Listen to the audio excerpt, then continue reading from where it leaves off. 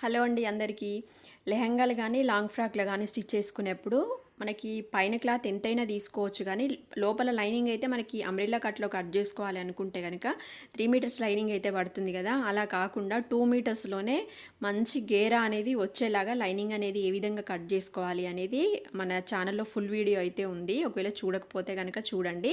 మీరు ఫ్రిల్స్ పెట్టుకున్నా కానీ ఫ్రాక్లకు అట్లాంటి వాటికి మన లోపల ఫ్రిల్స్ పెట్టి లైనింగ్కి, అట్లనే పైన క్లాత్కి వచ్చేసి ఫ్రిల్స్ పెట్టేసరికి పొట్ట దగ్గర కొంచెం ఎత్తుగా అయితే కనిపిస్తుంది అనమాట. ఉబ్బెత్తుగా అయితే కనిపిస్తుంది రెండు క్లాత్లకి వచ్చి ఫ్రిల్స్ పెట్టడం వల్ల.